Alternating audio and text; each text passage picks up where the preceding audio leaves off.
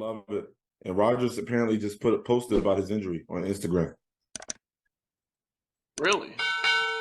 The night is darkest before the dawn. I shall rise yet again. He's coming back.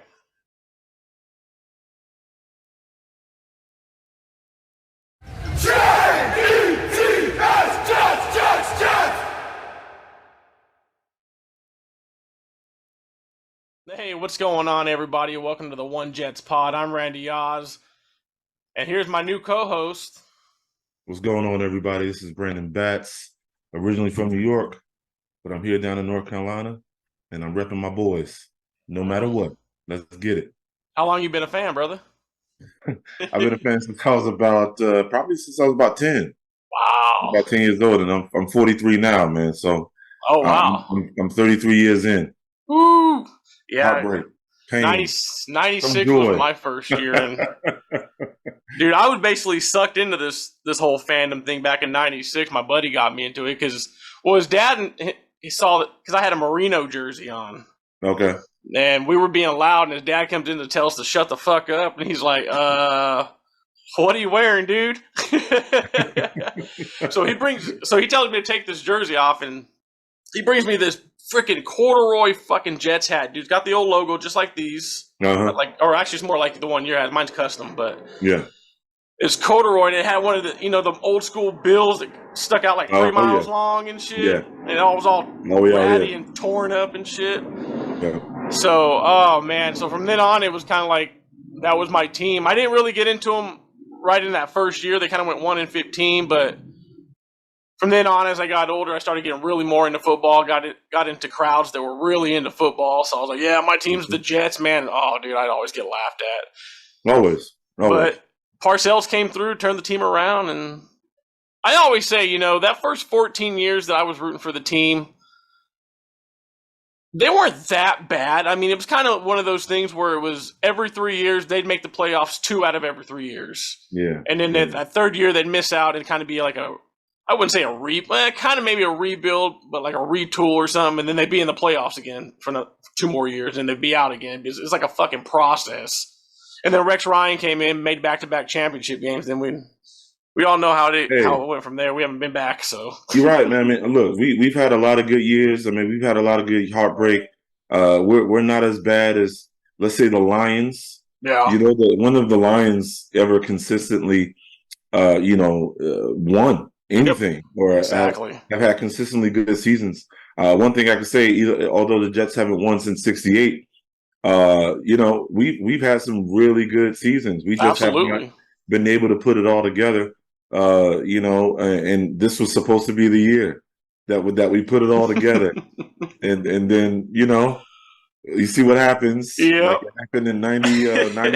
99, dude. That's the Purdy. Second quarter goes down with the ruptured Achilles. Oh, man. And then, the rest is history, man. So, while we've been through a lot as Jet fans, we're loyal. Absolutely. So you can't say anything else about us. No. You can say we're loyal. Yep. And that's kind of why I'm wearing black today. It's kind of like a funeral for me, man. I know Aaron's going to be back next year. I know he is. He's not going out like that. There's no freaking way. But it's kind of a funeral this year because, like, everybody knows I'm not a Zach Wilson apologist. Honestly, I didn't even want to draft him. And that's just me being real. Didn't really care for him. But I was on the fence, man. I heard about the kid. I also heard, just the conference that he plays in wasn't really all that competitive. Mm-hmm. I follow Clemson a lot, and so T-Law was the guy. But of course, the Jets had to go and win that one game that took us out of contention for T-Law. So, it's just, again, we can't just get it quite right. No. And this was the year that everything kind of aligned the right way. And then, of course, that happens. But, hey, man, we're going to keep rocking. We're going to keep repping. Absolutely. And we're going to roll with Zach. We're going to see what he's got. Hopefully he's learned something from Aaron Rodgers being there, just how he approaches the game, how he handles himself with the team, because that rubs some people the wrong way with Zach and how he approached how he handled certain aspects of press conferences and things like that, and how he handled the team as if he had nothing else to prove when it's not true. Yeah. This kid guy has everything to prove, and I hope he understands that. Yep. I mean, hopefully he learned a little something this summer because he's going to need it. Yeah. But Facts. before we get into this game, because we're going to start off with the Jets game, but before we get into it, after we talk about it, we got a guy that's going to be coming on weekly, Dominick. He's one of my good buddies. I've known him for a couple of years now. Big time Angels fan, just like I am. So we're suffering on all fronts. Although he's a Niner fan, so he gets that at least. When September rolls around. I'm a Yankees fan, so I'm suffering too. But no, he's going to come on. He's going to give an outsider's perspective on the Jets every week, how they did and what he thinks. And then I'm going to give him a little platform to talk about the Niners and whatnot. So as soon as we give our takes on the Monday night game, I'll flip it over to Dom and let him give his point of view on it. Okay. But, Perfect. Dude, I just want to start off by saying, and I don't have much to say because I kind of already put my stuff out there. I more want to hear what you have to say because you were there live, man. But for me, it was – I said it in kind of my quick cap the other day where the whole summer, man, it was kind of one of those things where it's in the back of my mind, please stay healthy. Please stay healthy. But at the same time, I was like, oh, this is Aaron Rodgers. Of course he'll stay freaking healthy, man. And, and I mentioned this too in one of my shows. The Jets, for the first time in I can't believe how long, or even remember how long, we're going into week one healthy. And so I was like, all right, let's go, dude. And, through all the opening ceremonies, on Monday night and then capping it off with Rodgers just running out of the tunnel with that American flag, dude, I was like, let's go, dude. And not even 10 minutes into it, my emotions complete, dude. They just completely dude, they were done. I was done. I honestly didn't know how to take it, Brandon. Like I was trying to wrap my head around like, okay, this could be an Achilles. Looking at this replay, they were showing it a bunch of times. But I was trying to hold out hope. It's like, okay, please be like a high ankle sprain. I can deal with 4 to 6 weeks of no Rodgers as long as I know he's coming back. Yep. And, blah, blah, blah. The night went on, and then we finally got the update that it was most likely going to be an Achilles. And that's when I was just like, oh, dude, I was devastated. So, but from your perspective, you were there live. Like, what was it like, dude? So let me just say, like, I'm not a fan of MetLife Stadium. I think I think they took the cheap route with that stadium. You got $2 billion franchises. And we're on the same wavelength there. Dude, I say it to everyone that I can say it to.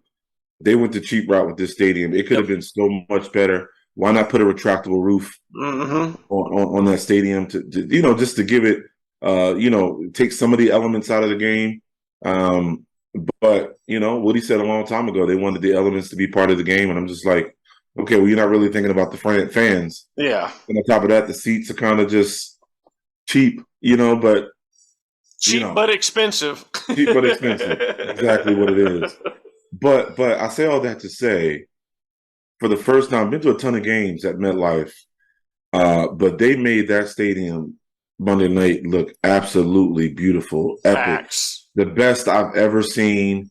Green lit. We had these wristbands that they gave us as we walked in, and you can just see lights glowing off of our wrists. There's lights across the entire stadium. Oh, wow. And it was just beautiful. They shut the lights off, and the team comes through. The players come through, and the place was thunderous. I was hyped. My little brother who was with me at the game, is a Buffalo Bills fan. Mm-hmm. And even he was like, wow, this is wild. This is crazy. Fireman Ed was off to a section over from me, putting the chants together. Jetman. Everybody was just ready to rock. And the place was thunderous, beautiful. Aaron Rodgers comes running out. I'm like, be careful as you run out, Aaron. Like, and we were just ready to go, man. And then It's the loudest I've ever heard MetLife for sure. dude. And you're hearing it from the TV screen. Yeah. My eardrums were almost blown out just from the Woo! pure like the decibel. They put it up on one of the monitors. Decibel went up to like 110, Oh something like that. wow. I mean, you talking about thunderous, man. I have never and just looking at some of the Bills fans that were sprinkled in there, they're just looking around like, what did we just walk into? Like this is Woo! crazy. Something the likes of which I don't think they've experienced, even at that whatever stadium they play at in Buffalo. Mhm. But what was it? It's not Orchard Park. Is it Orchard Park? Where they play? No, not anymore. Honestly, I can't even remember, dude. I can't remember either. Anyway, that doesn't matter. But so yeah, so that happens. You know, we're ready, and the defense they hold them. You know, they stop them after getting that first down, and then as Aaron runs out to the field again, the amount of cheers and jubilation, it was just unlike anything I've ever heard in my life. And replay, and then not even that. I'm not even get to the play where he got hurt, right? Because remember last year, Buffalo hadn't seen Brees.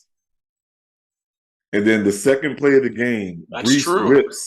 Brees rips a 20-yarder, and we're like, yo, we're about to murder these cats. You know what I'm saying? Because they haven't seen Brees, and Brees, you know, rips off a 20-yarder on the second play.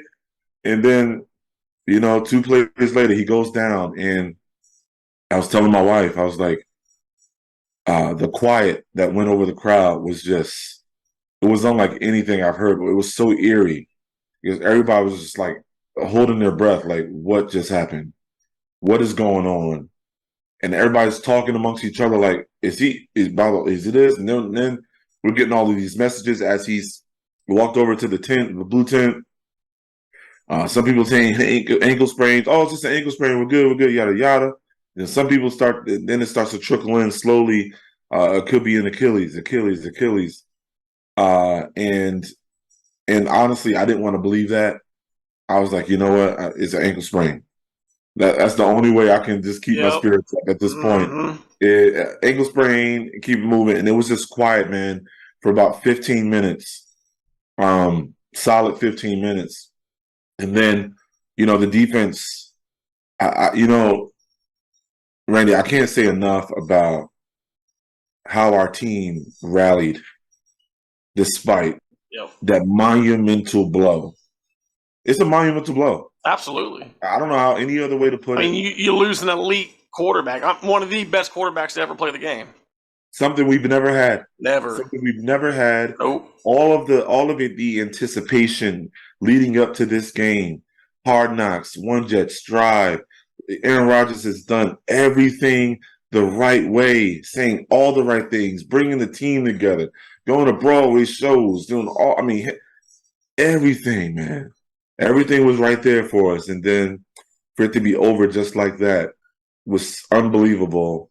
But then to see how our team rallied, which is a testament to Salah. Yep. Salah had to pull those guys together and say, look, yeah. we still got a game to play. They're not going to feel sorry for us. You know, channeling his Bill Parcells when that happened. You know, remember what Bill Parcells said? They're not going to feel sorry for us. We have 16 more games to go. So absolutely, I'm sure he said something similar to that to the team. And to see us, because I'll be honest with you, I was ready to go.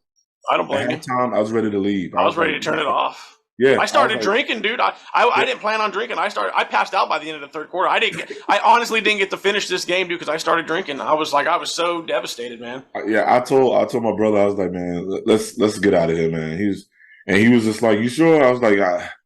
I was like this. Let me see. We get the ball first at the end of once you know at the first at the third quarter we get the ball first. Let's see how we look. And then we scored. Yeah. And I was like, okay, well let's see how and our defense. Oh my gosh. Super Bowl defense. Dude, we were flying around. I mean, the crowd was just, and they kept us in it. The defense kept us in it. The running game, Breece Hall. Let me tell you something. Let me tell you a story. Last year,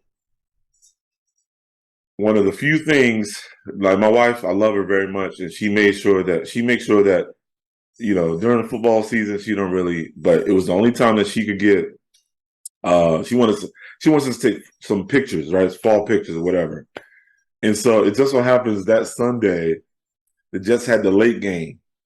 And she was hoping that she didn't know when she planned it that the Jets would have the early game because they always get early games, as you know. Yep.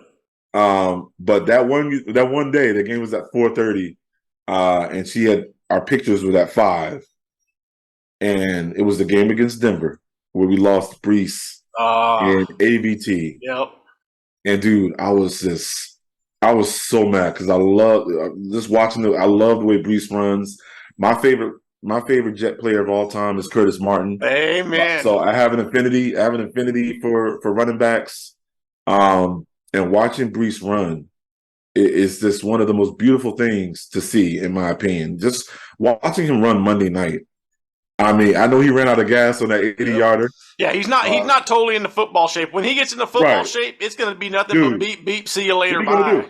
What are you going to do? Yeah. And so to see him play the way he did, it's almost as if him, the defense, Garrett Wilson said, we got this. Let's do this. We got this. And Garrett Wilson, I got another story about Garrett Wilson. This gives you an idea of my fandom. So last April of 2021, 22? Yeah, 22. My wife and I were in Cabo with some friends for vacation. I'm watching the draft in our room as we get ready for dinner. And this whole time we were talking about, the hotel staff, resort staff saying the whales, it's, they're probably already gone, yada, yada, because Cabo's a big place to go see whales. Mm-hmm. And so I'm watching the draft in the room, and my wife's looking out the window. And as the picks lead up to pick number 10, I'm like, babe, we got to get Garrett Wilson. That is my guy. We got to get him. I didn't want Olave. I didn't want Drake London. Garrett Wilson was the guy because I watched a lot of tape. I watched a lot of the combines as well as the pro days, all that stuff, right? So I'm like, Garrett Wilson be perfect on this team. And I see Atlanta take Drake London, and I'm like, okay, it's getting closer. Just Joe D, don't mess this up. Garrett Wilson's got to be the guy. Don't take up because Olave went. Did he go after? Olave went next, didn't he? I believe so. Yeah, Olave went next after Drake London, I believe. I can't remember the. All I know is when they go up to the podium and they announce Garrett Wilson, the exact same time my wife is cheering. I thought she was cheering for Garrett Wilson like I was, but she's looking out the window. She said, "I just saw a whale." So a whale comes out of the water at the same time. I kid you not, man. At the same time, Garrett Wilson's name is being announced. Oh, wow. And I'm like, hey, let's go. This is the guy. but anyway, man, like that catch he made. Dude, did you say I couldn't believe how he caught that ball, and nobody could around us. We were just all like, how did he catch? That was a terrible throw by Zach. Terrible throw. He threw it right at the defender. Right at the defender. Yeah, right at the defender. You're right. He threw it right at the defender, and for him to, he didn't even jump. He didn't jump either. He just stood there and just boom, boom, boom, boom, and caught it as he's falling down. And the place went nuts. How quick he reacts is the minute he turns. I mean, not even the minute. The second he turns around, his react is it's incredible. It's like that ball against the Giants that Rodgers threw him. It was like it's bam! As soon as he turned around, he doesn't wait for the ball to come to him. He snags that son of a bitch out of the air, dude. That's what I love about him. And it was just like, and on Monday night it was boom, bam. And then bringing it down. It was like, oh my God, dude. I said, this kid's going to be a freaking star, dude. Yes, he is, man. I mean, he's already a star, but I mean, he's going to be huge in this league.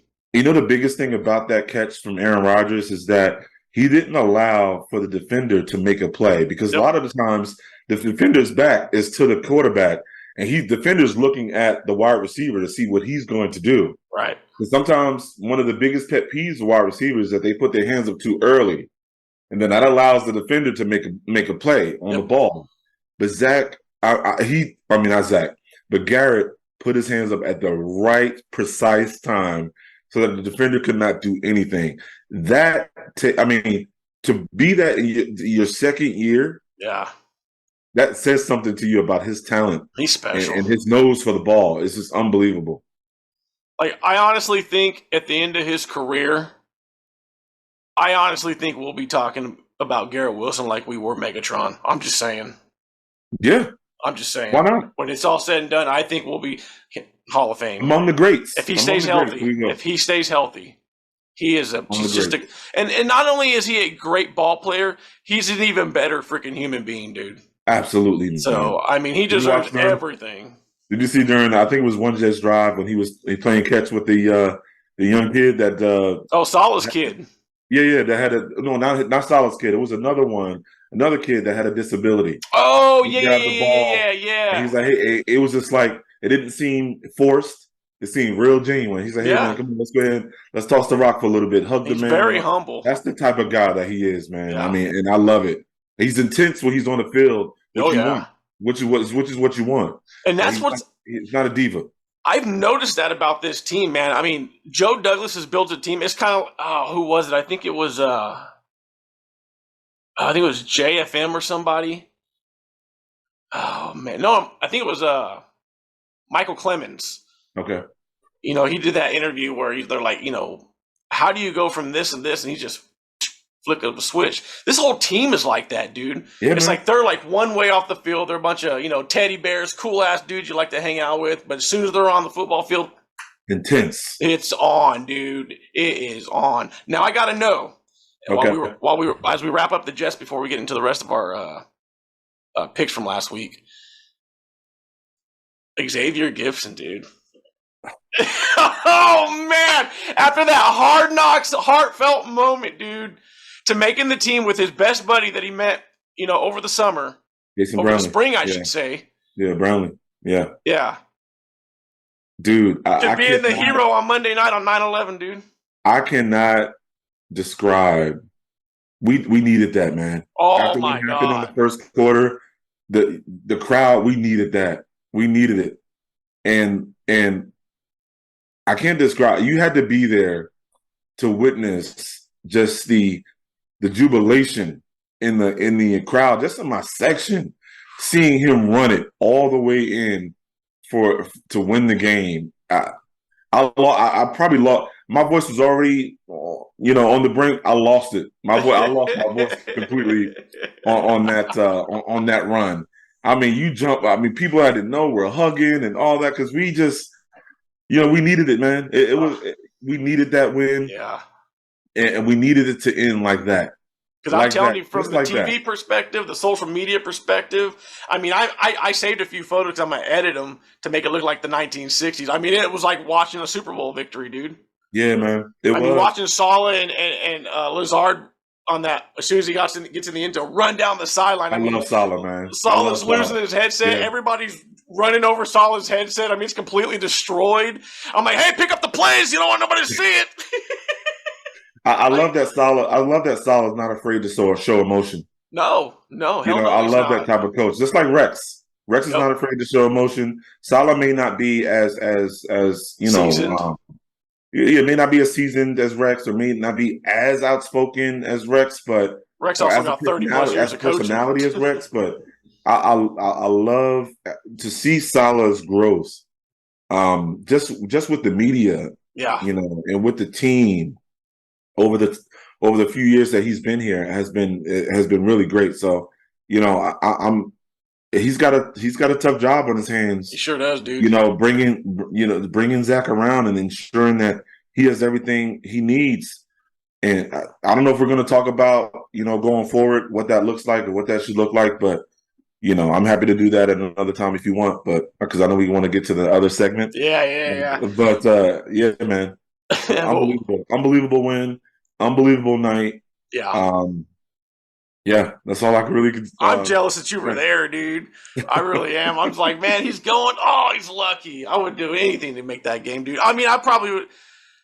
I know a lot of the dark cloud of Rodgers being injured is going to hang over that, but man, Yeah, we really just got to move forward. It is what it is, and we just, like I said, all Zach has to do is not f this up, dude. Just play the Trent Dilfer role. Let the running backs and the defense do their thing. Run the ball. Yep. That's it. Look at last year. Went 5-2 with Zach when we had a good running game. Run the ball. Yep. We got 3 able-bodied backs. Reese, Dalvin, Michael Carter. Run the ball. Yep. We should have fresh legs. Run them. Don't ask Zach to do too much. Don't put it on his shoulders. No. Don't make him feel like he needs to be the guy. Exactly. Just be a compliment. Exactly. So that's it. All right, guys. So we're gonna flip it over to Dominick and get an outsider's perspective of the Monday night game. Good deal. Hey, Randy, Brandon, thanks for having me on the show. It's incredible to be a part of this. I know as a 49ers fan donning the red and gold, Jets fans are probably saying, what the hell is this guy doing on the podcast? Well, have no fear. I'm not here. I promise you, I'm not here to bash the Jets. I have nothing but love for the Jets. Robert Saleh was our defensive coordinator in years past, and I always loved the way he attacked the defense for the 49ers, which really ascended them to being one of the top defenses here in the NFL. So I got nothing but love for Robert Saleh. Honestly, watching Hard Knocks this year, and I know I'm going to sound maybe like a little bit of a poser, but Hard Knocks over the last couple of years has made me actually like the team that was featured. Last year, I kind of had a little soft spot for the Lions. This year, I really liked what I saw from the Jets, and we got to see a little bit different perspective from Aaron Rodgers and the whole crew. And that's what I like just as a football fan in general. So I'm here to talk shop all about Jets football with you guys whenever Randy and Brandon want to have me on, even with a little bit of 49er flair to it. But hey, West Coast, East Coast, I have no problem with the Niners and the Jets facing off in the Super Bowl. That would be fun for me, a little East versus West. But looking at last night's or Monday Night Football's game, great win for the Jets. I thought it was awesome with that huge crowd after everything and all the energy got sucked out when Aaron Rodgers tore his Achilles, which it sucks not only for the team, it sucks for the fan base, it sucks for football in general, because I really do feel Aaron Rodgers was going to have some sort of redemption type year and wanting to prove the haters wrong. And everybody that was calling him out at the end of his tenure in Green Bay, he wanted to show up. I thought the relationship between him and Garrett Wilson was going to be top notch. And he had some of his old buddies as well, Alan Lazard, Randall Cobb, flicking it here and there and kind of having some of that old magic put together. Dalvin Cook, Breece Hall, the running game. Holy, as a Niner fan, we got Christian McCaffrey and Elijah Mitchell. I'm thrilled with that pairing. But Hall and Dalvin Cook, that's a pretty nice pairing as well. So it sucks that it went down in an inferno like that just on the 4th play of the ball game. Best wishes to Aaron Rodgers. I think it sucks, but honestly, have no fear. I know a lot of people are down on Zach Wilson, but he was around Aaron Rodgers this whole offseason and in preparation for this year. And Aaron Rodgers brings that veteran presence, and even though he's going to be in a boot, have surgery, and continue to rehab that torn Achilles, he's going to be on the sidelines coaching Zach Wilson, which is way better, 100 times better than Joe Flacco. So I think that's going to really help Zach Wilson's development, and I think that could win the Jets games. I predicted, Randy and I had talked about this even during the preseason. With Aaron Rodgers, I could easily see the Jets winning somewhere in the realm between 10 and 12 games. That probably takes a little bit of a hit right now, but I'm going to say, looking at the schedule, I feel very comfortable saying the Jets win 9 games, and that's baselining. Their defense is absolutely top-notch.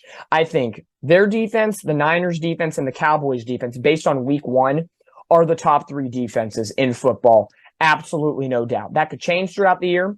I personally think the Jets' defense is better than the Cowboys' defense in total, but the Cowboys had a cakewalk against the New York Giants at MetLife Stadium. So how about that scenario?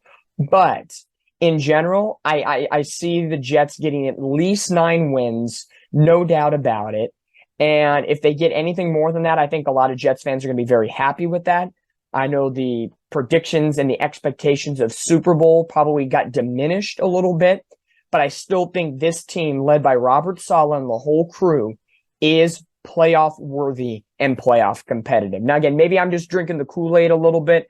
You know, maybe I'm drinking the Kool-Aid a little bit, but I really do see the Jets still being a formidable piece in the AFC, no doubt about it.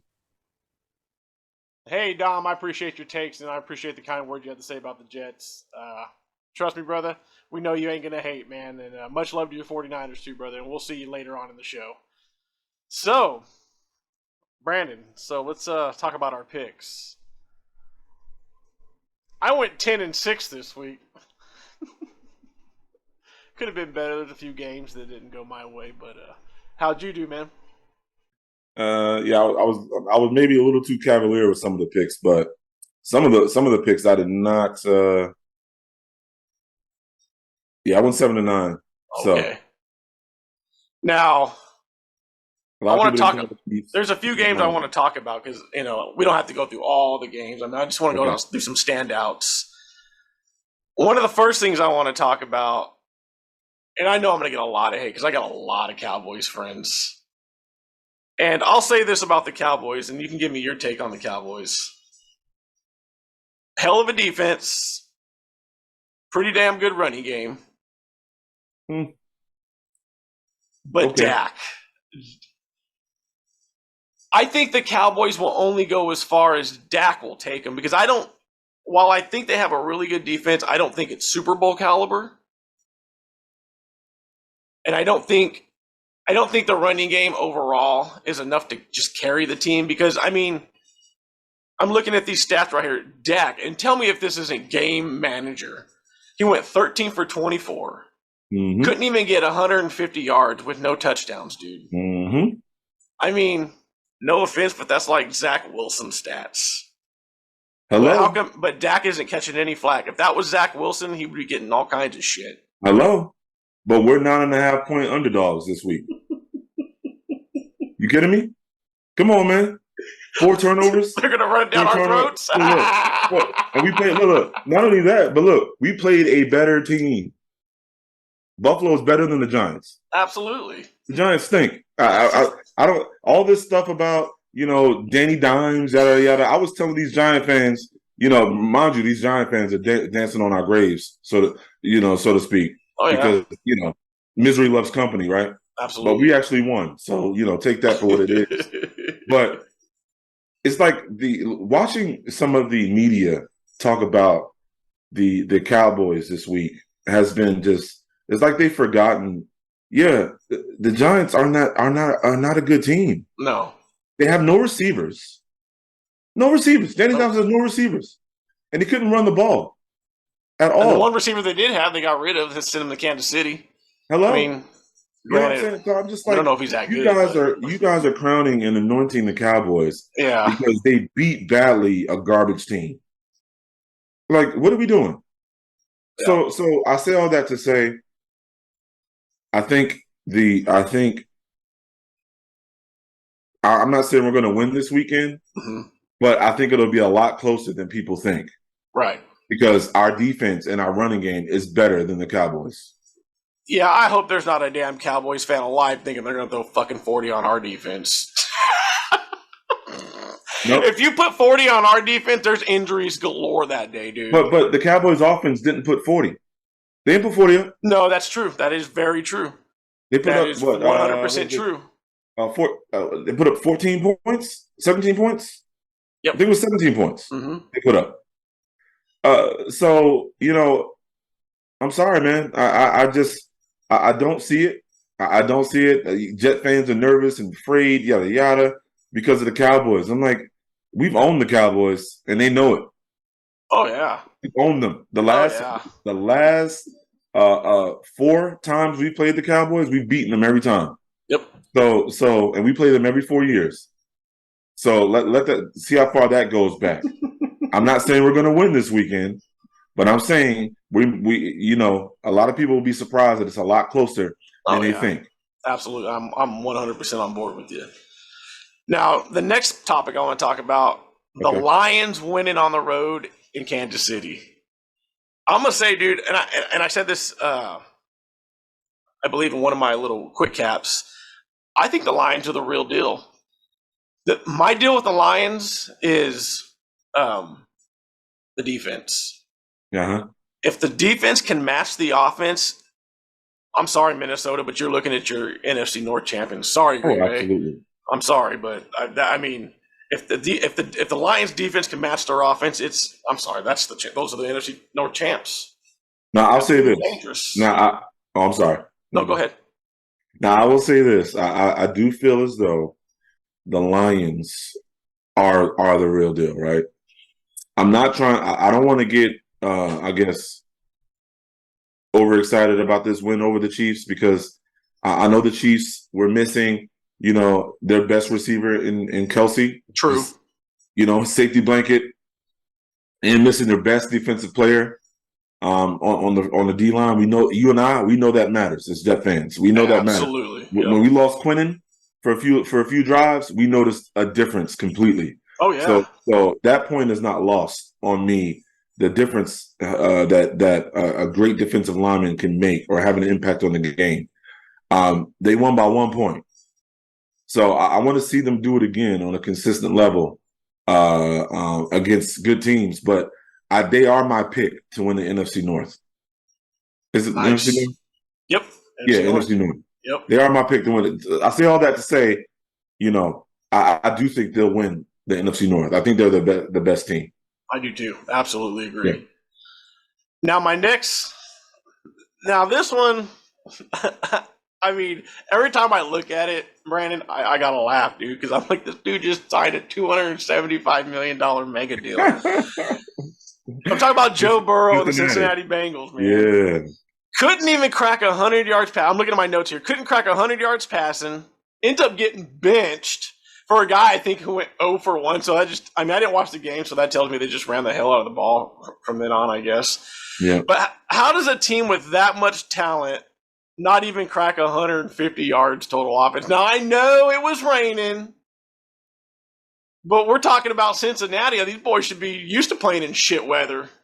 True. So I mean, and there's towels. I mean, there should be no reason. And rain, I mean, unless it's a goddamn hurricane, and I doubt there's going to be a hurricane in Cincinnati, like, there's no excuse for a team that's that damn talented with that kind of offensive firepower to not even crack 150 total yards of offense, dude.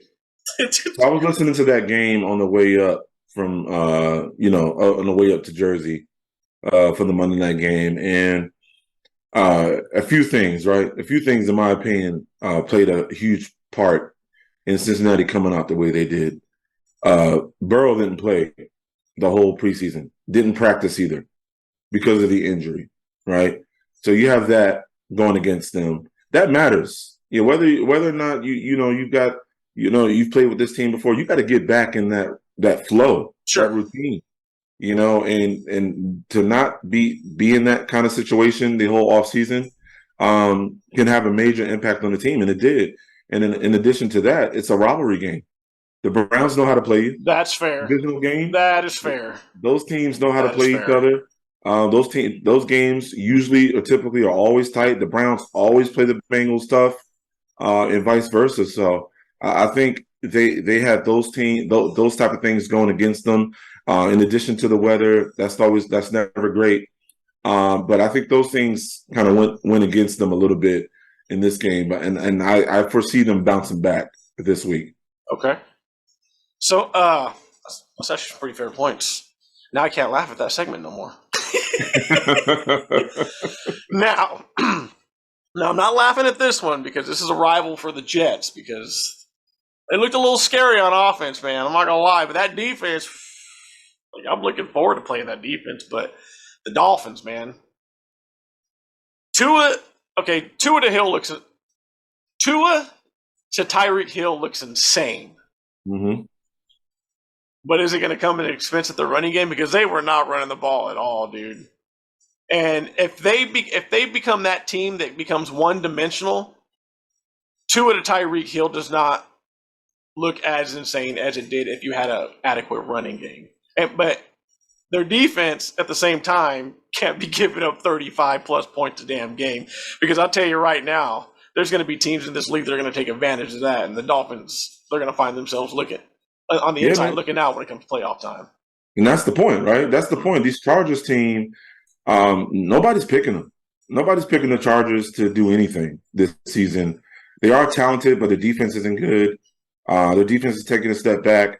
They should have a decent running game. The passing game is good, right? Mm-hmm. But they made a bonehead. They had a few mistakes in that game that were in the favor of Miami. And you take those mistakes back, Miami loses. So I don't think, while Tyreek Hill went off, they still gave up 38 points. Yeah, they did. To the Chargers. And were the beneficiaries of a few calls that could have gone either way. That is true. And so, Tua to Tyreek looks electric. Tyreek is just, a unicorn. But you play a team with a really good defense, we might be talking about a different outcome in that game. Oh, I agree. In my opinion. I agree. All right. And last on the list, and we don't have to spend too much time on this. I mean, I won't spend. I'll put it over to you because I basically said in my predictions that I wasn't able to release because my old microphone went out, so I didn't get to release that show. But I basically said I don't trust Kenny Pickett. The Niners are just too damn good on defense. The running game, Brock Purdy is Brock Purdy. And they did exactly what I said they would do. They ran over Pittsburgh and made it look easy. So, what do you think? Yeah, I have friends who are on both sides that were at the game in Pittsburgh that went to the game together. And, I mean, you could tell right out the gate, San Fran is on a different stratosphere, on a different level than Pittsburgh. Pittsburgh is still picking up the pieces. They're still trying to figure out who Pickett is as a quarterback. He made some nice throws in that game, but they were clearly overmatched. Oh, they were clearly overmatched. Way overmatched by a team with Super Bowl aspirations, whereas Pittsburgh does not. Pittsburgh doesn't have Super Bowl aspirations. They're still trying to put it all together. They have a nice defense. TJ Watt is an animal. Oh yeah. But they're still putting it together. And I like the receiving core of Pittsburgh too, with Pickens and Deontay Johnson, although I think he might have gotten hurt this past weekend. But they have a nice little core. They're still putting it together. I don't think they're going to lose a ton of games this year. But that matchup was just not a good matchup for them at all. Yeah, I agree. So we're going to go ahead and flip it over to Dom. He's going to give us his takes on the 49ers game because that's his team. All right. Yeah, man. Hey, week 2 action. The Niners got a huge, huge victory against the Pittsburgh Steelers at Acrisure Stadium on Sunday, 30-7. And it wasn't even close. Not even close. The 49ers defense came up huge every single time, pressuring Kenny Pickett. They limited Najee Harris to under 50 rushing yards. He wasn't even a factor in the passing game for Pittsburgh. I know Pittsburgh offensively had a couple of injuries. Deontay Johnson went out with a hamstring injury. But even if he was in, this 49ers defense was absolutely locked in. Bosa signed his big contract extension, and they wanted him to only play 30 to 40 snaps. And due to the blowout, he only played 34 snaps. So it was right on script for head coach Kyle Shanahan. Talanoa Ufunga was great in the secondary. All-pro Fred Warner, who I feel is one of the best linebackers in football, was dominant, nearly double-digit numbers in tackling, which that's an average day for Fred Warner. So that was fantastic. And again, the defensive line led by Nick Bosa. And everybody focuses on Nick Bosa, but they forget there's like 3 or 4 other guys on the line. And former USC Trojan and actually Drake Jackson, defensive end for the 49ers, went to the same high school I went here in Southern California, Corona Centennial. He graduated a couple years after me, but hometown kid from Southern California, went to USC, now playing with the 49ers, man. This kid is something in the making. He had kind of a so-so rookie year, but I expect big things, especially pairing him with Nick Bosa, that's going to be huge over the next couple of seasons for the 49ers defense. For the offense, it's all on paper. Brock Purdy was stellar. Brandon Ayuk was amazing. Kittle caught a little bit and defended the run, which is always great. Deebo Samuel sprinkled in his sexiness over with a little bit of the running game and a little bit of the pass catching game, yards after catch. That's what the 49ers do best. It was just a pure display of 49ers dominance. And how can I forget CMC, Christian McCaffrey? He was the all-star of this game offensively, along with Brandon Ayuk, a big 65-yard touchdown run. You couldn't get any better than that. A huge win against Pittsburgh. Hey, Dom, I appreciate you giving us the insight on that game. And we'll check back in with Dom a little later when he gives us his picks for week 2. All right, man. It's come that time of the week where we give our predictions, brother. So, first on the docket, of course, the Thursday night game. That's the Vikings at the Eagles. Now, I got the Eagles in this one. And really, honestly, it's for the same reason that I picked against the Vikings a lot last year, even though I should have caught on that they were getting so goddamn lucky, because that is the luckiest team I've ever seen win double digits. I mean, every week, it seems like they were just getting lucky, eking a W out. I mean, hey, I always say a win to win, you take it how you get it. But they are one lucky-ass team. But I don't think they get lucky this week. I think the Eagles go in I think the Vikings come in to Philadelphia and the Eagles just kick their ass. What do you think? Yeah. If you look at the team as a whole, the Vikings, they just don't have enough. I mean, you love Justin Jefferson. He might be the best receiver in the league. Absolutely. And he's just incredible, but they just don't have enough. Defense isn't that great. Gave up a ton of points. And have never been a believer in Kirk Cousins. So, and this Eagles team, while they ran into, the Patriots defense is tough, and it's the first game of the season. And they've lost some people on their side offensively on the Eagles side of the ball. But I think it'll be a much easier matchup for the Eagles this week, and I think they'll win going away. That'll be my pick, Eagles. All right, so we're both going Philadelphia on that one. All right, first game on the list for Sunday, the Ravens at the Bengals. Now, I got the Ravens in this one. I know it's an AFC North matchup, so I'm expecting a low scoring. I don't expect Joe Burrow to have his breakout game here. But based on what you said with the injury that he's dealing with from, this summer, maybe the Bengals are one of those teams that, while they're probably going to be there at the end, come out of the gates a little sluggish for the first few weeks. I don't know. Yeah. I think that could be the case, and I think a really talented Raven team is going to take advantage of that. And like I said, it's going to be close because it's a divisional game, and I see somewhere around, I don't know, like a 17-10 ball game, maybe 2017, if they want to throw in a couple extra field goals. But yeah, I definitely got the Ravens in this one, man. What do you think?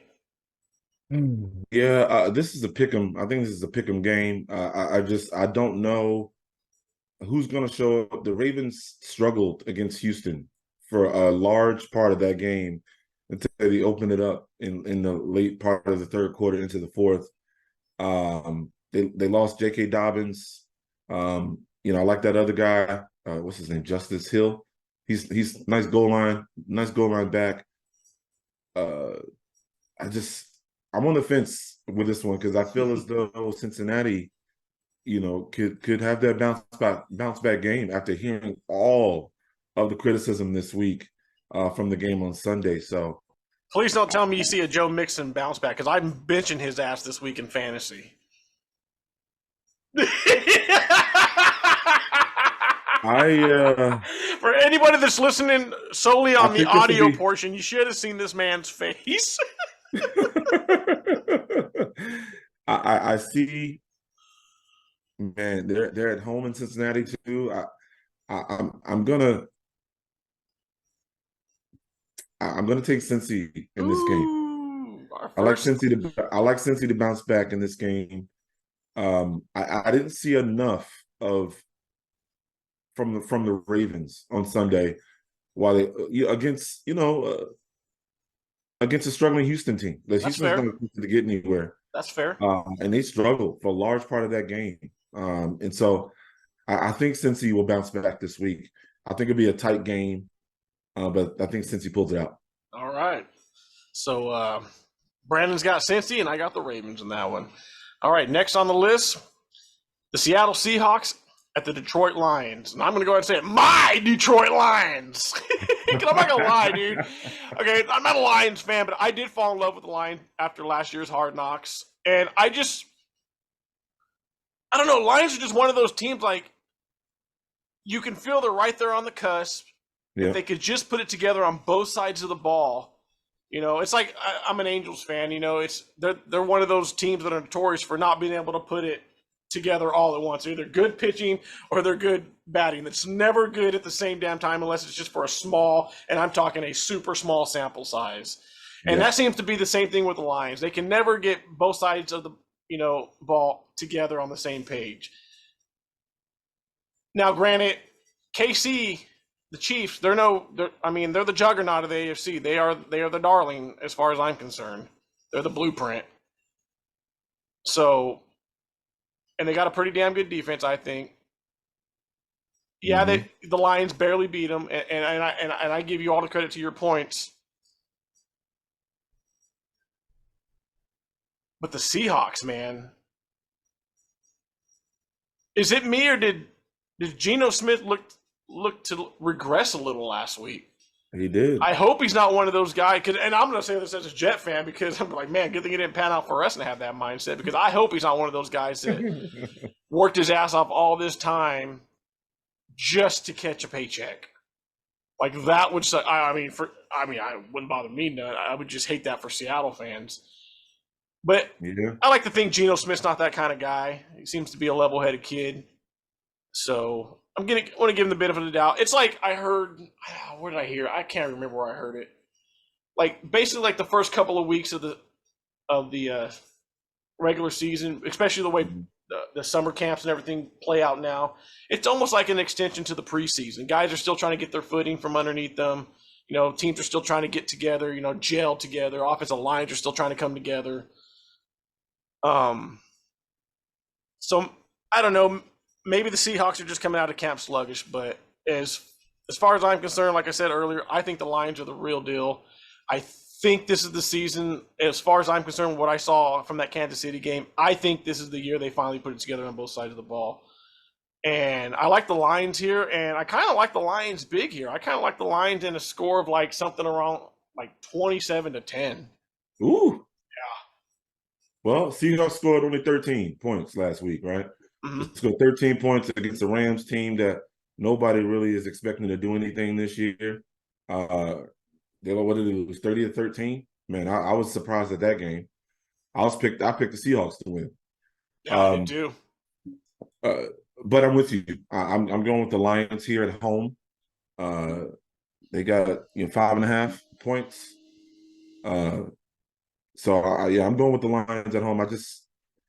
Seattle, they look, like you said, they look like they took a step back. Yeah. They look really inept. Maybe they bounce back this week, get their running game going. However, but I think Detroit is a little more talented overall. I agree. Than they are. I agree. As long as they don't get overconfident over that 1-point win over the Chiefs, I can see the Lions taking this one home. Yep. I mean, hey, a win's a win, but you got to move on, man. Even if it comes against the world champs, man. I mean, got to have that single game mindset. I always think it's like, to me, that dates back. That's the Mike Socha in me. You know what I'm saying? All right, next, a little AFC South action. Ooh. We got the Indianapolis Colts at the Houston Texans. Now, we just got done talking about how Baltimore kind of struggled against the Texans. So we're wondering, is that a testament to how the Ravens are going to be for this year, or is that just the Texans kind of a little lightning in a bottle, played a good first half of football, and then kind of just couldn't hang around anymore?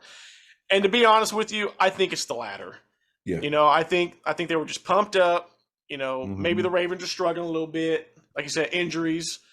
And the Texans, gave it all they got and just ran out of gas the second half, and they couldn't hang out. They couldn't hang with a more talented team. And I think that's the case when you got a team like the Colts coming. They got a better defense. I'll be a rookie quarterback. I think they got a better running game. I think they got they got Michael Pittman.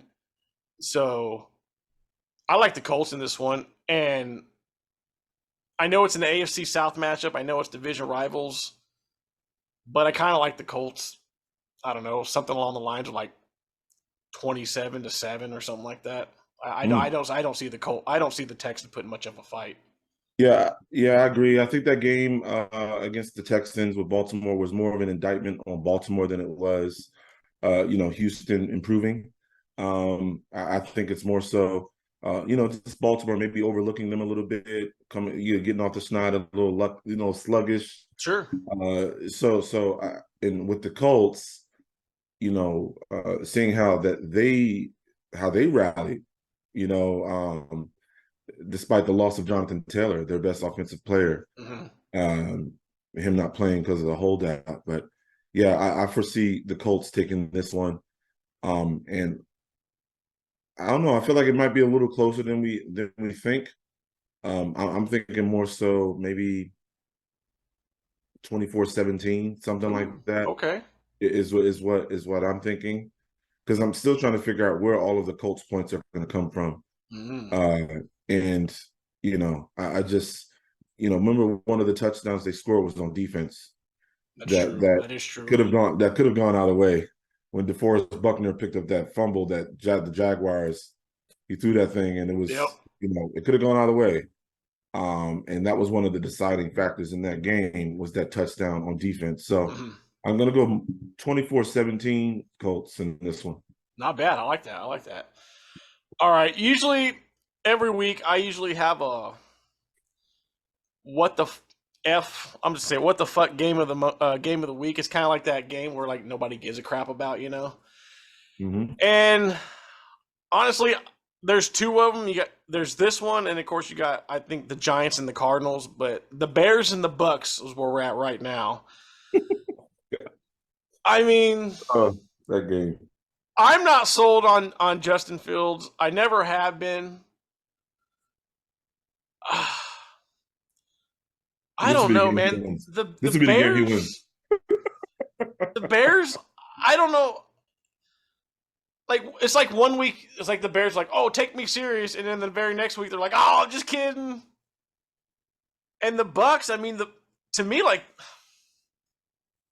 I know they don't want to say it. The fans aren't going to want to say it right now, but honestly, dude, they're just trying to get through this season because I see a rebuild coming at the end of this year. Mike Evans isn't coming back if he's not traded in the offseason. I hope he come to New York. I mean, I'm picking the Bucks in this one because I think the Bears just suck. But dude, I think it's going to be just like how the Bucks and the Minnesota Vikings played out last week. It's going to be low scoring. I see like something, I don't know, 15-12, 17-14 bullshit. But yeah, I got the Bucks, man. Yeah, this is another pick'em game. It can go either way. The Bucks are like a box of chocolates. You never know what you're going to get. To quote one of my favorite movies, Forrest Gump. Yeah, man. I don't know. I'm gonna pick the Bucks because I think overall they're a better team than the Bears. But I could see this game being a game where the Bucks just fold and the Bears just show up. I could see that too. I could totally see that happening. Yeah. But I'm thinking more like a 20-17 game or 17-14 game, something like that. I like that. Bucks. Yeah. Now, the next game, this is one of those games that I kind of flip-flopped on a little bit. The pick that I have now is not my original pick. I actually changed it before we recorded. And it's probably going to come back to bite me in the ass. I just know it. But it's the Chiefs and the Jaguars. Oof. The Jaguars are at home. I don't want to pick this game at all. Again, it's not going to happen in 1 week because you clearly saw the struggle on that offensive line because they're starting, I believe it was 2 new tackles on the Kansas City offensive line. Kelsey's not playing again. I think they said he's going to be out at least 3 weeks, 4 weeks tops. Let's sit him against the Jets, please. Oh, I think that's the game he'll be coming back. Of course. Yeah. My thing is, are the Jaguars, are they for real? Did they win that game last week, or did Indianapolis lose it? It's hard to say. I like to think that the Jaguars are just, I mean, they're really talented. I mean, you can't deny the talent they have on their team. I mean, led by Trevor Lawrence. You got, I'm probably going to butcher his name. I can never get it right. Travis Etienne. Etienne. Mm-hmm. And then, of course, my fantasy stud, Calvin Ridley.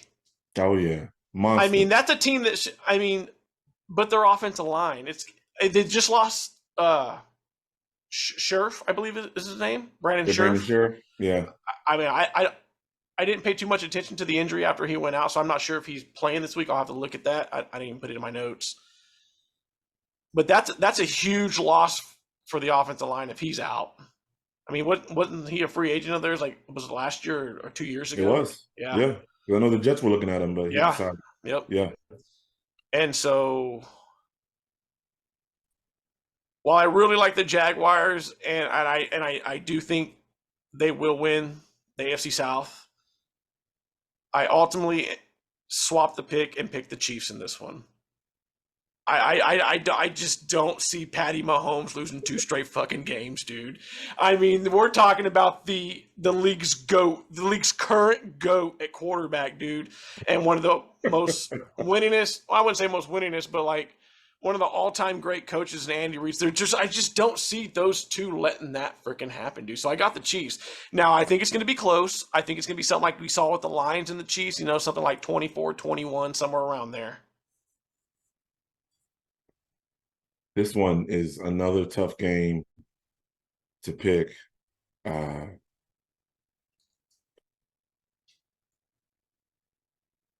This one will be my upset special of the week. I'm going with the Jags. I'm going with the Jags, winning this one at home. I love it. I like their defense. I like their offense. I like their running game. I just, with no Kelsey, I feel like the Chiefs were exposed a little bit against Detroit. Okay. Without their 2 of their best players. Mahomes is great, but again, he's throwing to Tony, who kept dropping the ball. He just kept dropping the ball, and I was like, you can't win that way. I'm sure they're gonna they lit into them this week. Oh, can you imagine the sit down him and Reed probably had with them? Oh yeah, I'm sure. I have the Jags inching this one out. I have the Jags inching this one out, man. Give me a score. Give me a score.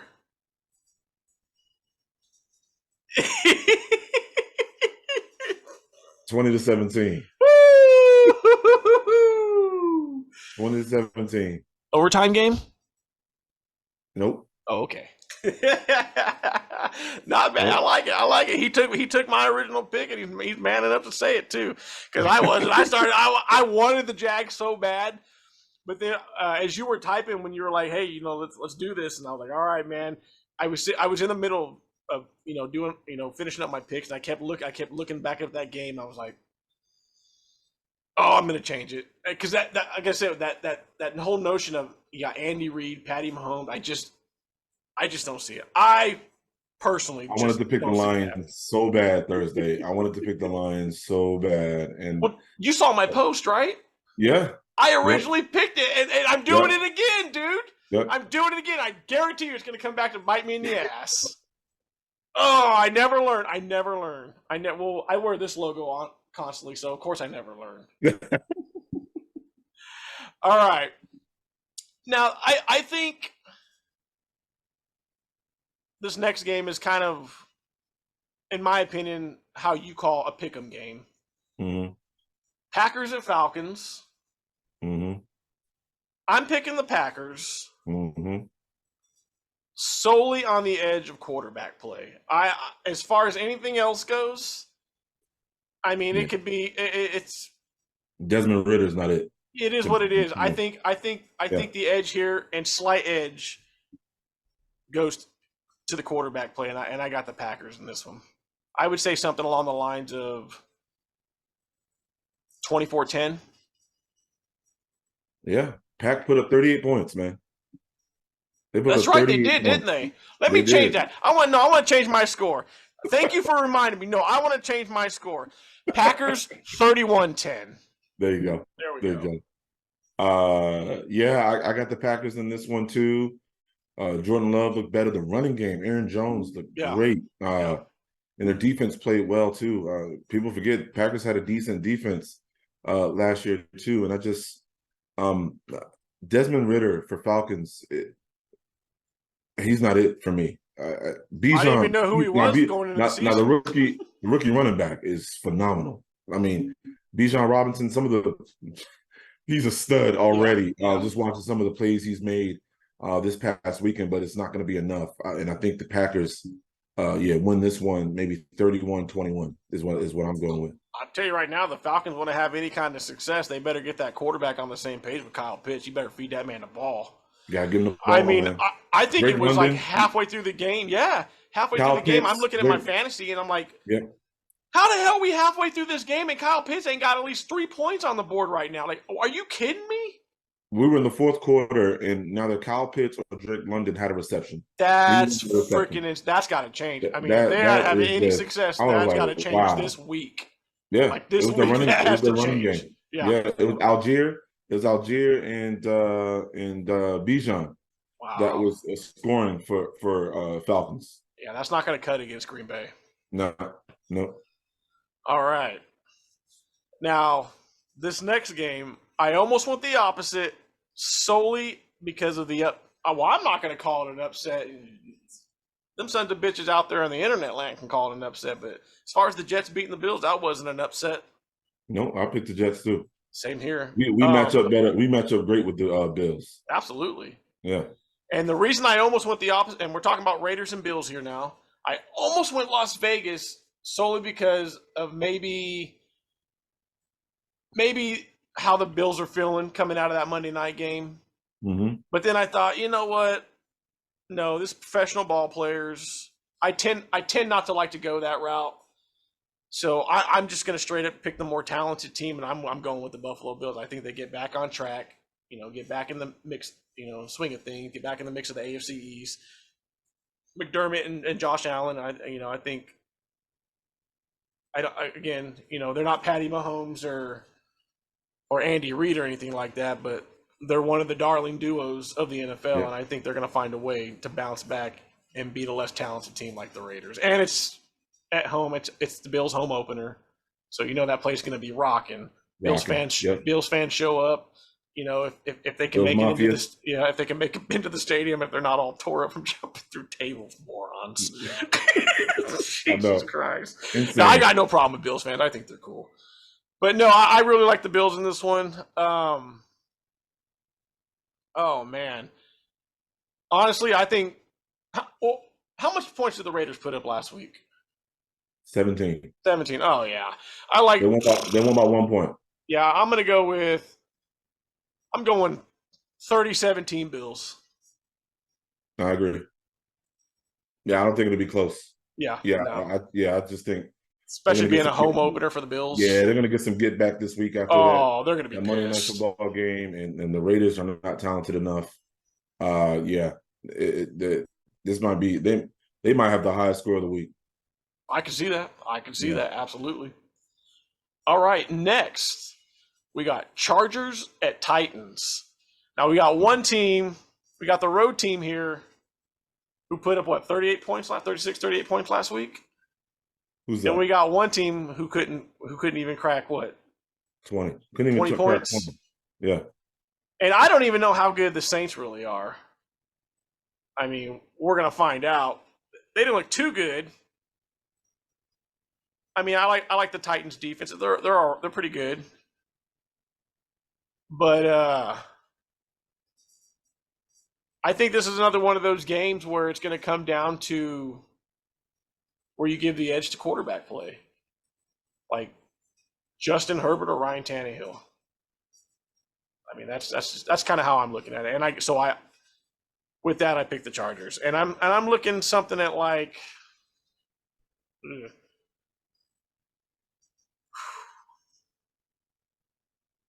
34-17.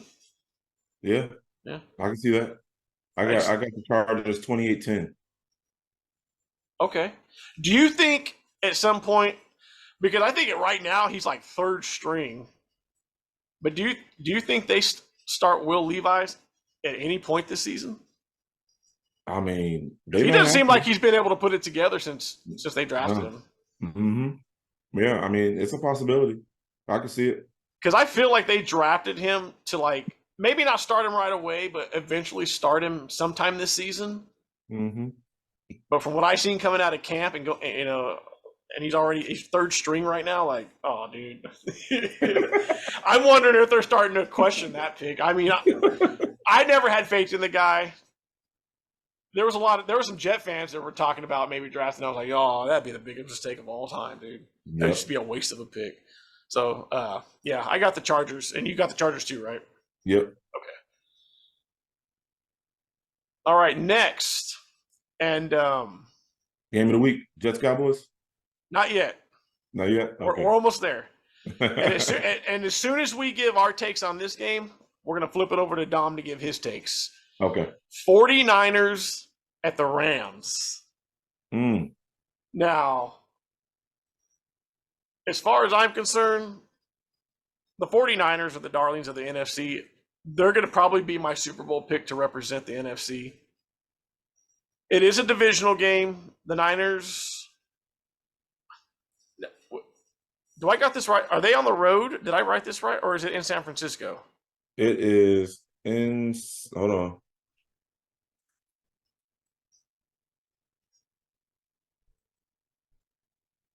No, SoFi Stadium. Okay, I got it. Okay, so they're on the road. But it's like I said, the Niners are the Niners. They're way more talented. I just don't think it's going to be like super high scoring as far as like really putting an ass whooping on them. But I could see something like the Niners winning like 27-20. Something like that. Yeah, I can see that too. I mean, Stafford, man, he had an impressive day. Even though he didn't throw any touchdowns or interceptions, I mean, he had 334 yards passing the ball, 24 for 38. You know, the running back. He really needs Cooper Kupp back, man. He does. He does need Cooper Kupp back.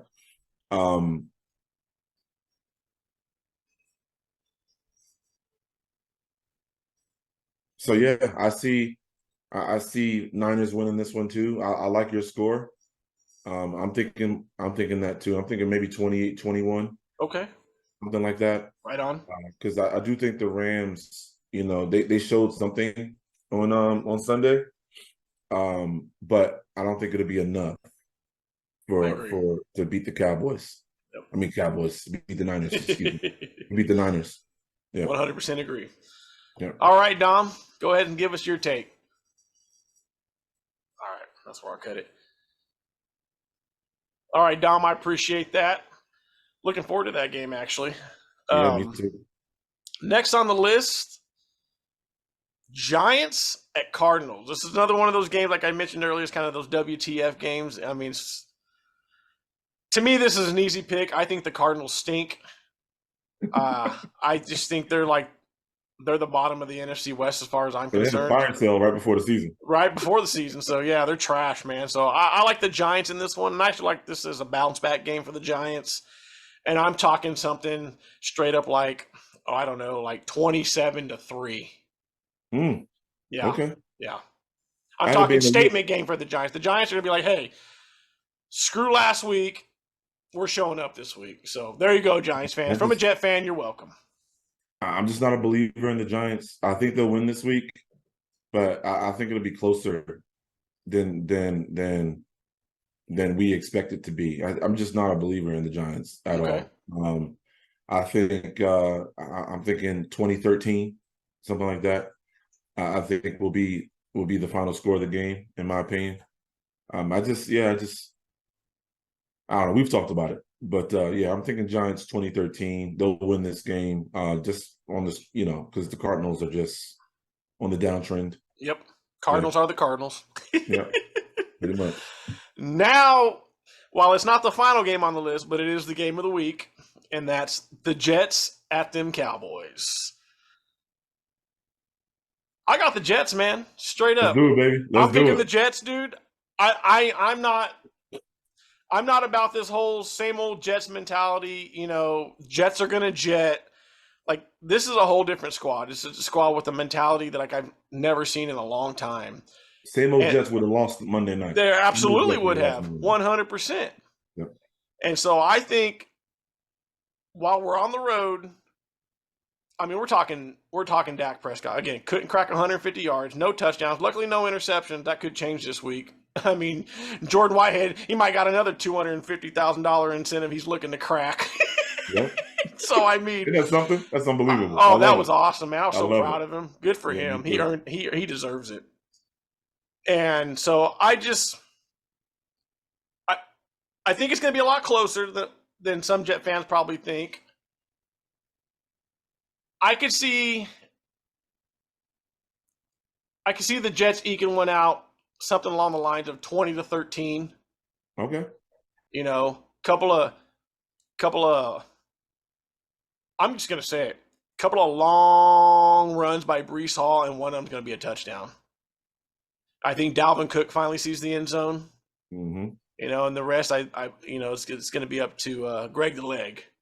But it's really up to Zach to not lose this game for us. Yeah. If you got to do a week one Dak Prescott where you throw 13 for 22, 150 yards, no touchdowns, but no interceptions, I'll take it. It's what you were doing last year, and we were successful. If you can get back to doing that with the squad we got this year, we're not going to lose too many games. So, like I said, I like the Jets in this one, somewhere along the lines of 20 or 13. I am with you there. I can't pick against my boys. I'm going with the Jets in a low-scoring affair. I think we do get a defensive score this week. I think 17-10. Ooh. It is what I'm thinking. 17-10 or even 13-10. One of the two. I think it's just because the two defenses are really good. Old school defensive game. Old school defensive game. I love it. Little ground and pound.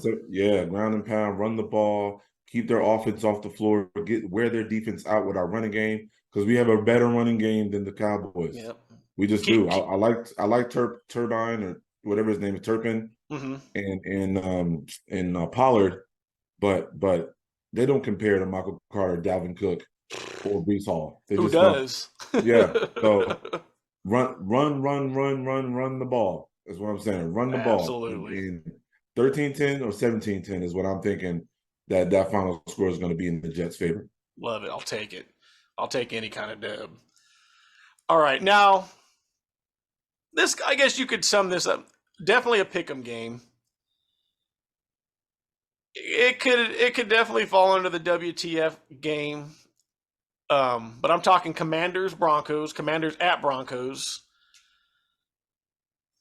Dude, as far as I'm concerned, when it comes to Denver, there's just too much bullshit going on in that locker room between the coach and the quarterback. They don't seem to be on the same page. I actually like the Commanders' defense. I don't know. I don't know too much about these two teams to really go too much into it. Okay.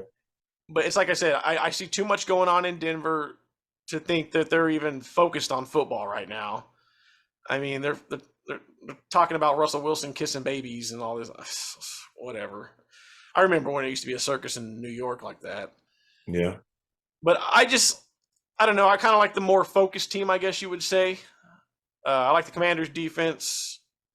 Russell Wilson just still doesn't seem like Russell Wilson to me. I like the Commanders. Just wasn't low-scoring affair. And I'm talking low-scoring affair. I'm talking like something 17-12, somewhere along those lines. Yeah, I'm in agreement.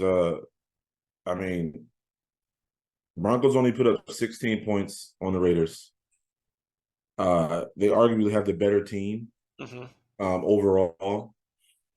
However, the Raiders beat them 17-16. So not really impressive. And like you said, I like the Commanders' defense. I like the running game. I like their receivers better. I'm a little nervous about Dobbs as the no, not Dobbs. Is it Dobbs? No, Howell. Oh, Howell okay. as the quarterback for the Commanders. He makes me a little nervous, but he's steady. He's steady. He ran that one in to win the game. So I hate to pick against the Broncos, but hold on. Where's this game at? I believe it's in Denver. Broncos.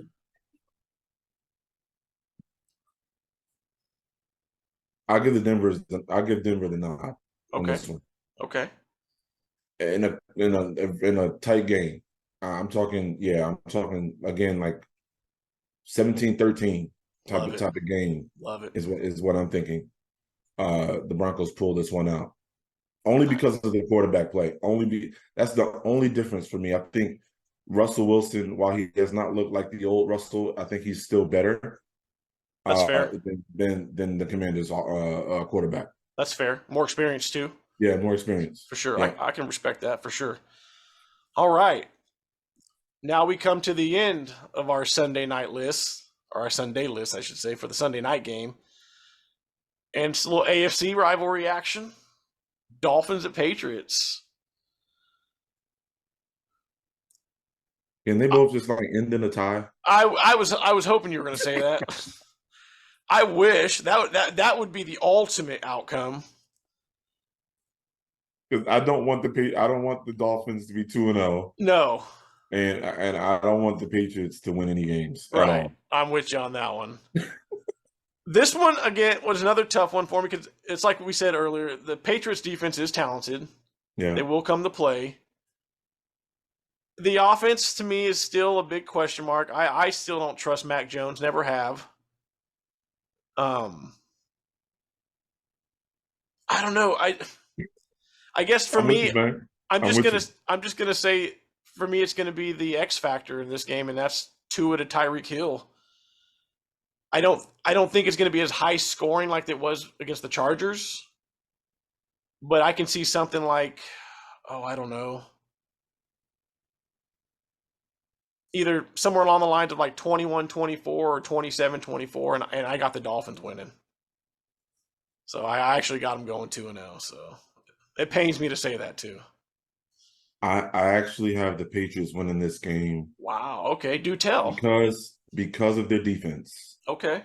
Patriots have a way better defense than and a better coach. 100% agree. And a better coach. As much as it pains me to say anything good about the Patriots, because it does, it's hurting my heart just me saying it. I feel like I'm about to, but he's gonna puke. Yeah,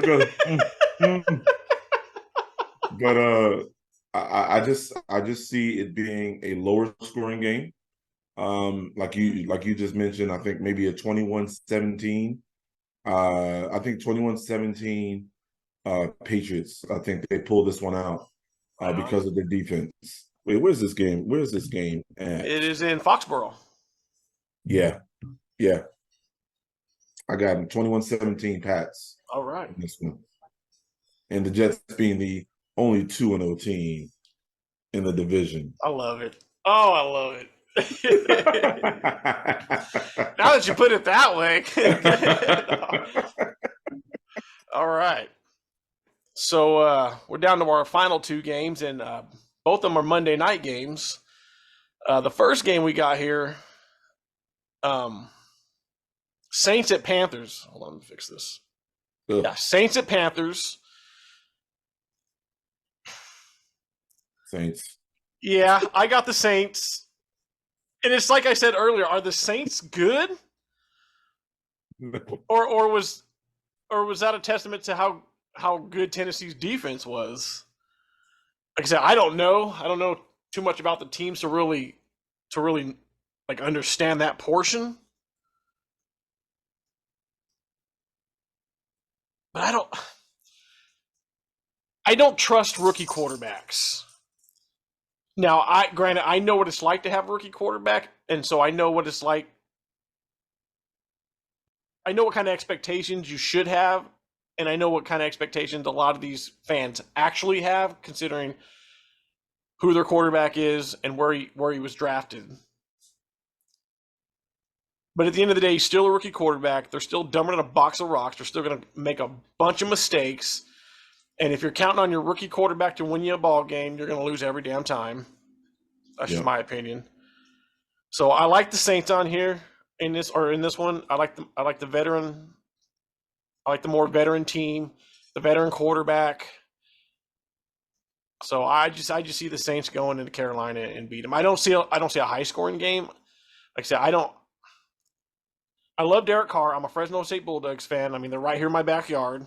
I've been watching Derek Carr since he was playing in Bakersfield Christian since he was in high school. Used to go watch him every Friday night. Was pretty much at every damn game he played in Fresno State. But he's not that type of quarterback where he's going to light it up. You know, he's not going to put 30, 40 points on a weekly basis. And I just don't know. The Saints kind of confuse me. I don't know who they are. I don't even understand if they know who they are yet. But I do like him in this game.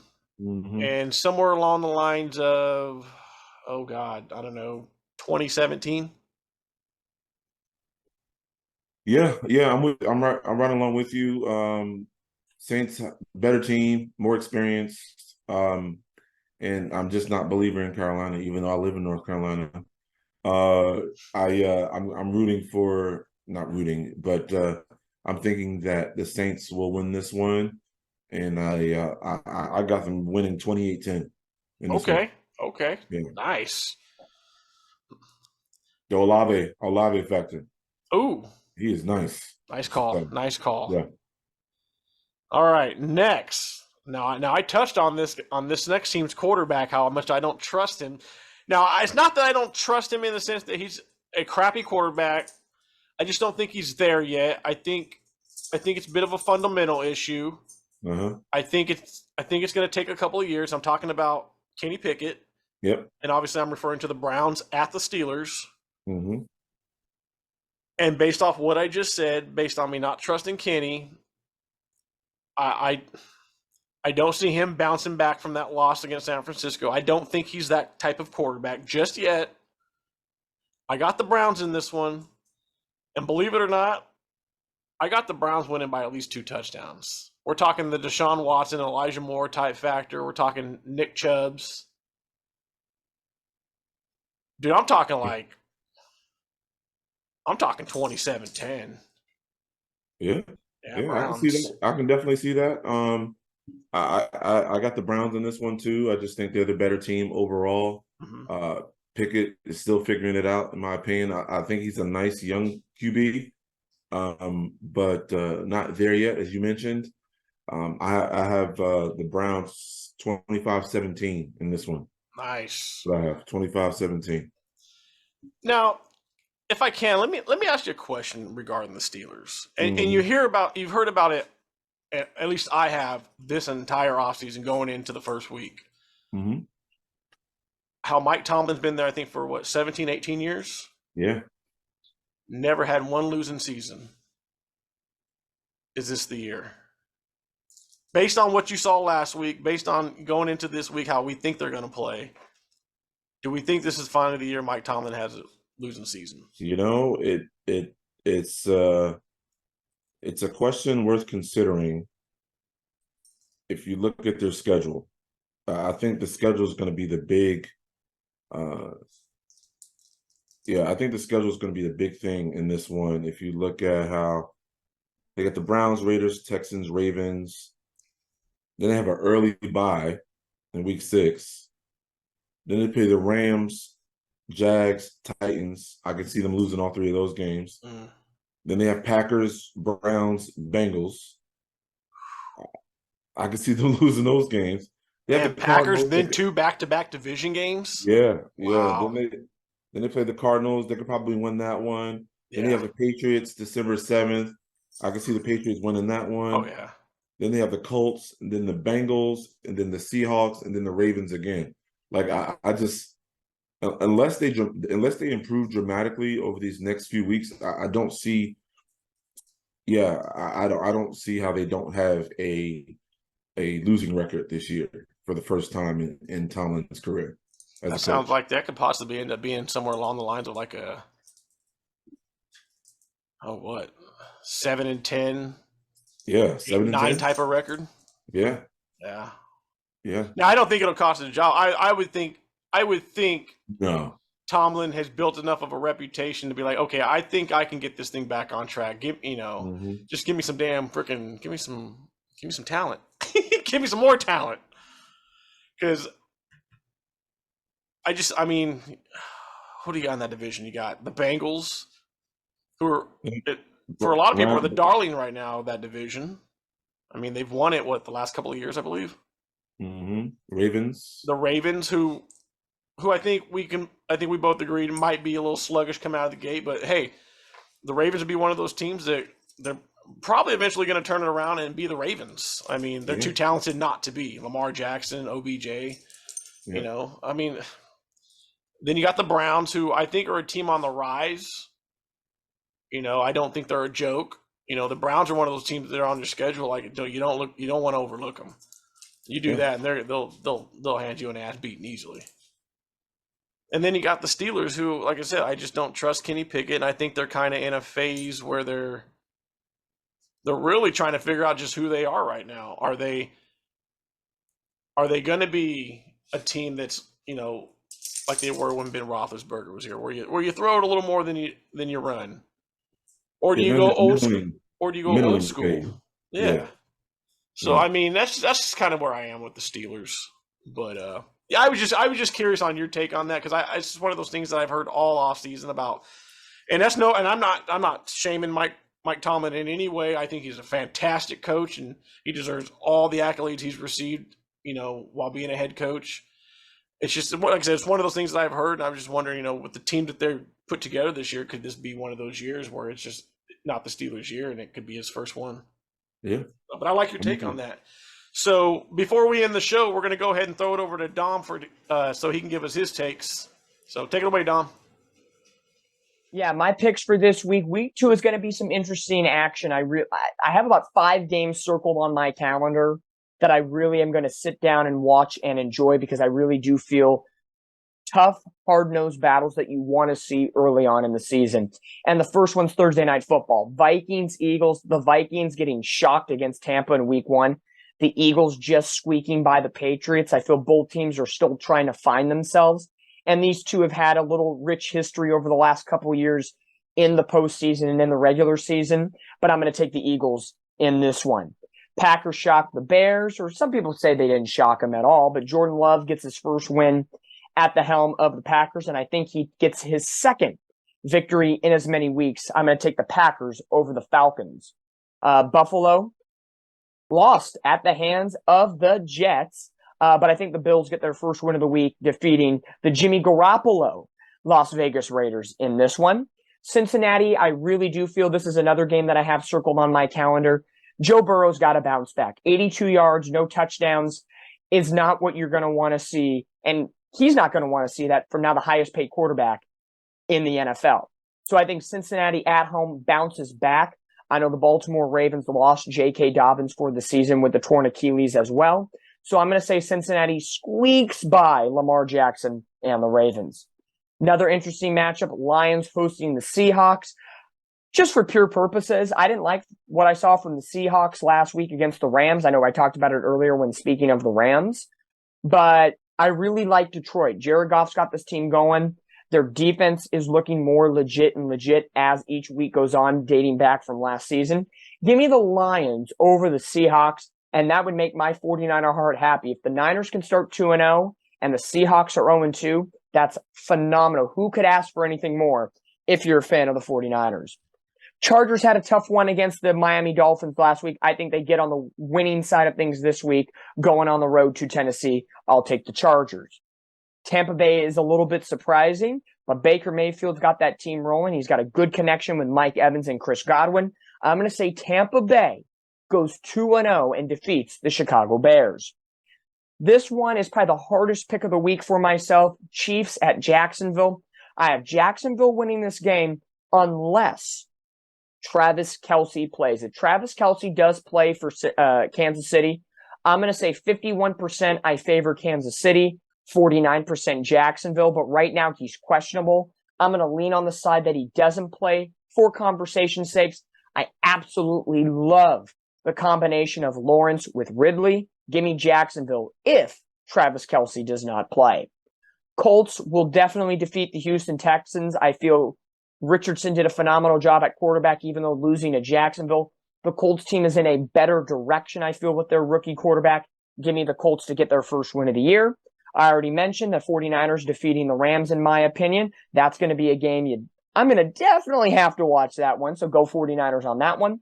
The Giants, after getting shut out at home against their divisional rival, the Dallas Cowboys, for some reason I feel they're going to take it out on the Arizona Cardinals. The Cardinals put up a fight against the Washington Commanders, but I think the Giants just have to have that offensive outburst and that staunch defense to get their mindset back on track after a horrible, horrible week one. Give me the Giants over the Cardinals. This one's going to be tough, and I know some Jets fans right now are going to probably turn on me, and this is the first time making an appearance here on the podcast with Randy and Brandon, but I'm going to take the Dallas Cowboys over the Jets in a very narrow margin. My guess it's going to be 23-20, a game-winning field goal by Dallas. Two dominant defenses, no doubt about it. I think both teams are going to have probably at minimum 5 sacks apiece, but I think it's going to come down to who gets the ball last and who makes the least mistakes. And I know Zach Wilson, I was talking high about him earlier on here in the podcast, but I think that Dallas defense coming off a huge high against the Giants is going to carry that over into the first half against the Jets, rattle up Wilson a little bit. And there's going to be a bunch of questions. Oh gosh, is this the end for the Jets? I think the Jets make a late push in the second half, but Dallas gets the ball back and kicks a field goal to win it. My heart says that. My hope is that the Jets can squeak it out, because as a Niner fan and just a football fan in general, I absolutely cannot stand the Dallas Cowboys. But with the numbers on paper and the situation at hand, I will take the Cowboys just by a minuscule amount. But I am more than willing to be next week's podcast, if I'm invited back after this pick, to raise my hand and say, thank you, Jets, for beating the Cowboys. No doubt about it. Another one, I'm going to say the Broncos defeat the Commanders in a low-scoring game. Commanders' defense is very good. Russell Wilson with Sean Payton's trying to get the ball rolling. I can't believe they lost to the Raiders. Give me the Broncos in that one. Sunday Night Football, easily Dolphins over the Patriots. Tua and Tyreek Hill, great pairing out there in South Beach. And then we have a doubleheader for Monday Night Football. I got the Saints over the Panthers. And then I have the Cleveland Browns over the Pittsburgh Steelers. So there's my picks this week here for you. And then for Monday Night Football, if I had to break down some scores for the tiebreaker, I know the tiebreaker everywhere, it's what's the score going to be between Cleveland and Pittsburgh. My estimation is 37 combined points in that contest. And with a struggling Pittsburgh offense that only got 7 points against the Niners last week, I'm going to say 24-13. Deshaun Watson's Cleveland Browns on the road over Pittsburgh. But we'll see how week 2 works, guys. Maybe I get invited back if the Jets win. You know, I hate to say I had to pick the Cowboys over the Jets, but just taking it on paper right now. It's early, but I have all the faith in the Jets. I'm not going to lie. So hopefully go Jets. And of course, let's go 49ers. Stay faithful to the Bay, folks. All right, Dom. Hey, I appreciate that. Those are pretty good picks, man. I'm looking forward to see how we all match up this week. As far as Brandon and myself go, that's basically it, man. You know, it's our first show together. Brandon, I appreciate you co-hosting with me. I'm looking forward to doing this whole season with you, man. And oh yeah, me too, man. It's been fun. I'm excited to experience all the emotions we're gonna have this season. I know some are gonna be good, some are gonna be bad. But hey, we in this together. Absolutely. And we're gonna do all right. Absolutely. And before I plug the housekeeping, I was talking to Brandon earlier before we recorded, And I think on Sundays, it might be a little hard to do on primetime games, but I know for sure on Sundays, we're not going to go live, but we're going to record basically us talking about the Jets game as soon as the Jet game ends. You know, raw emotion. I mean, you're gonna get it in its purest form, and we'll add that to the recording on the show. So instead of like you saw today, where we kind of break down the Jets game, where we might break it down a little bit, being 2 or 3 days removed from it, just to touch on it, but you're gonna get our raw freaking take on that one. So I thought that was gonna be kind of cool. Oh yeah. So, but other than that, Brandon, do you want to plug your social media, or let people know where they can find you? Yeah, you can find me on Instagram. It's really only the social media I have at this current moment. I'm still working on Twitter and working other stuff out, but we'll see if we can drop it in here, and Absolutely. Hopefully we can you guys can reach out to me for whatever, and I'm happy to communicate, talk trash, all that stuff. Hell yeah. With all the fans and all that good stuff. Something that I love to do. Absolutely. And again, I appreciate Dom for coming on and giving his outsider take on the Jets and giving his perspective on his 49ers for this upcoming week, as well as giving us his picks. Dom is going to probably be with us, I'm hoping, throughout the season. I don't know if he can make it every week. He'll definitely be sending in his picks. So it's going to be us three, I mean, we're not competing for anything, but, we're just bragging rights, I guess you could say, at the end of the year. So it'll be me, you, and Dom doing picks. Like I said, I'll try to get him here as much as I can because he's a very intelligent guy. He's really smart. And he's a good friend of mine. So I'm glad to have him on board, even though he's a Niner fan. But hey, guys, Jet fan, I appreciate you guys checking us out on our first episode together here on the One Jets Pod. You can find us on YouTube. Make sure to hit that like and subscribe button. Smash that bell notification. That'll let you know every time we come on YouTube and drop some content for you. If you don't check us out on YouTube, you can find us on the audio platforms. Currently, we are on Amazon Music, Spotify, iHeartRadio, and I believe that's it for right now because I am having the utmost shit time with Apple Podcasts right now. It won't work for me. So if you guys can just make sure to like, follow us, leave us a 5-star rating. That helps us out a lot, with the algorithm Please. And all that stuff. So love to hear your feedback too. Absolutely. Put them comments down there. Let us know what you think. The show will be a little more structured next time around. It's our first time together recording. We just kind of wanted to introduce ourselves, especially Brandon being new to the page. So again, thanks for checking us out. Again, make sure to hit that like and subscribe. Give us a 5-star rating. And we will see you next week. And I'll see you down the road, Jet fans. See y'all later. Go Jets.